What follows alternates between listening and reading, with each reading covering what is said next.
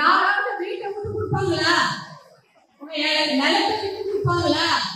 யாராவது இல்ல எங்க ஊர்ல இருந்து நாங்க சாமி கும்பிட்ட குலதெய்வ கோவில், நான் பிறந்து வளர்ந்த அப்பா வீடு, எங்களுடைய நிலம் எல்லாத்தையும் இந்த நாட்டுக்காக தியாகம் செய்த ஊர் கடலூர் மாவட்டம் புவனகிரி. இந்த பகுதியில அவ்வளவு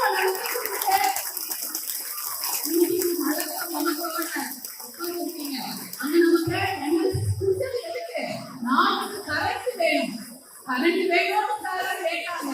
அவங்களுக்கு கொடுத்துட்டு அந்த வேலை கிடையவே கிடையாது. உங்க எல்லாருக்கும் தெரியும், ஏன் வேலை கொடுக்குறேன்னு சொல்லியிருப்பாங்க, ஆனா வேலையே கொடுக்கல. டெம்பரரி வேலை கூட கிடையாது. பெரிய பெரிய வீடு இருக்கும், பங்களா வீடு, அதுல முழுக்க வெளிநாட்டு மாநிலத்துல இருந்து ஒரு வேலை செஞ்சுட்டு இருப்பாங்க. நம்ம ஆளுங்க அங்க போய் பெருக்கிறது, உடைக்கிறது, கல்லு வச்சு ஏதாவது கட்டுறது, இதுதான் உபயோகப்படுத்திருக்கிறாங்க. தமிழர்களை இந்த வேலைக்கு தான் கூட்டிட்டு போறாங்க. என்எல்சியில கம்மா ஃபவுண்டேஷன் வந்திருக்கீங்களா? கடந்த வருடம் நடந்த போராட்டம் ஞாபகத்தா? உங்களுக்காக அங்க போராட்டம் நடந்து எத்தனை கேஸ் வாங்கினாங்க எல்லாருக்கும் தெரியும்.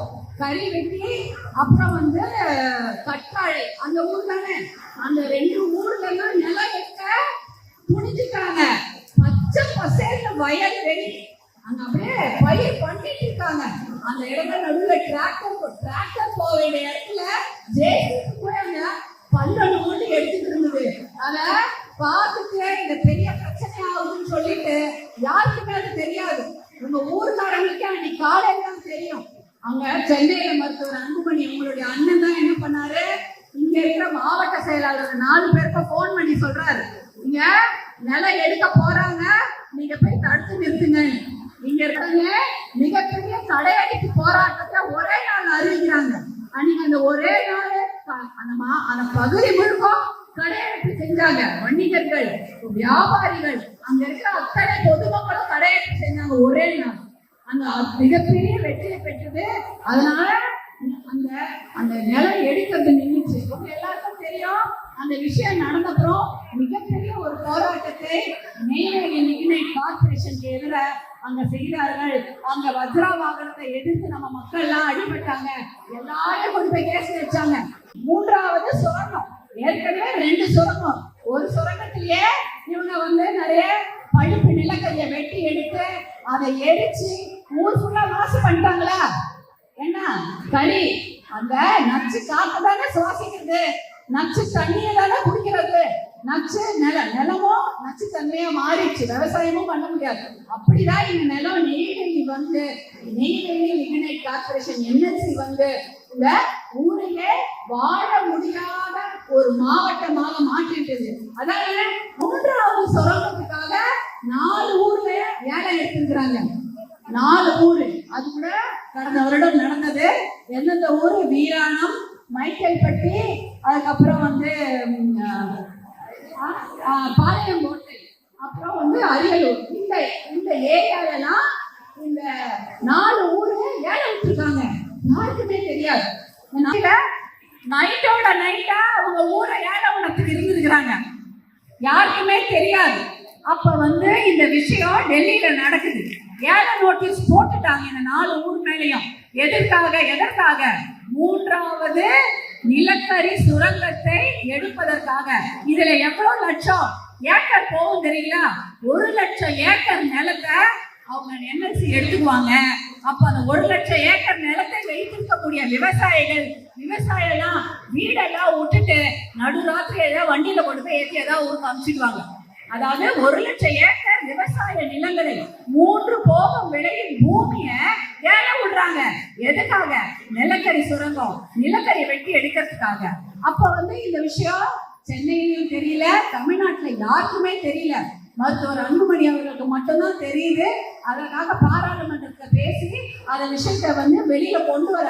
அப்ப சென்னையில சொல்றாங்க, இந்த மாதிரி 4 ஊரை ஏழை எடுக்க போறாங்க இந்த புவனகிரி கடலூர் மாவட்டத்துல அப்படின்னு சொல்லும் பொழுது அங்க சட்டமன்றத்துல எல்லாம் ஏறி பேசுறாங்க. இதே மாதிரிதான் சொல்லுவார் அன்புமணி, அதெல்லாம் யாரும் எடுக்க போறது இல்ல, அது மாதிரி ஒரு விஷயமே நடக்கல போய் சொல்றாங்க.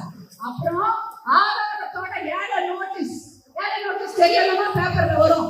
ஏழை எடுத்து போய் காமிச்சு இதை பாருங்க ஆதாரத்தோட சொல்லணும். கடலூர் மாவட்டத்தில் இருக்கிற இந்த 4 ஊரையும் ஏழாயிரம் விடுறதுக்கு டெல்லியில இருந்து போட்டாங்க.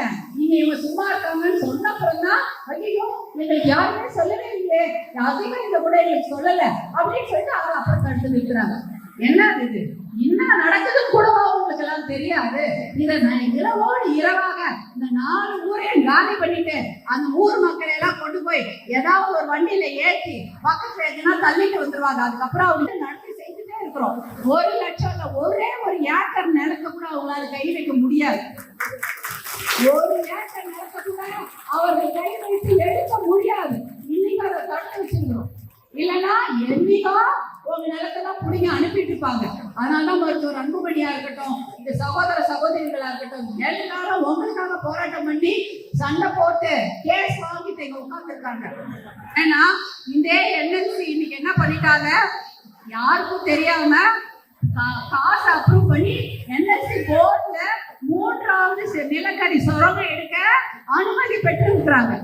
என்எல்சி போர்ட்ல வச்சு அனுமதி பெற்று காசு அதுக்கு ஒதுக்கி இருக்காங்க. என்னைக்காவது ஒரு நாள் வந்து உங்க நிலத்தெல்லாம் எடுக்கிறதுக்கு அவங்க தயாராயிட்டாங்க.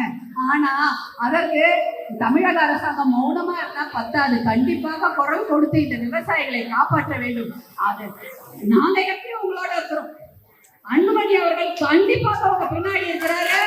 ஒரு புள்ளி மண்ணை கூட எடுக்க முடியாது, ஒரு புள்ளி நிலத்தை கூட அங்கிருந்து அவங்களால எடுக்க முடியாது. எப்படியா அப்ப ஒரு பெரிய போராட்டத்தை பண்ணி தடுத்து நிறுத்தணுமோ இன்றைக்கும் அந்த போராட்டத்திற்கு பாட்டாளி மக்கள் கட்சியும் மருத்துவர் அன்புமணி அவர்களும் நானும் உங்களோடு தயாராக இருக்கின்றேன். கண்டிப்பாக ஒரு புள்ளி மண்ணை கூட எடுக்கவே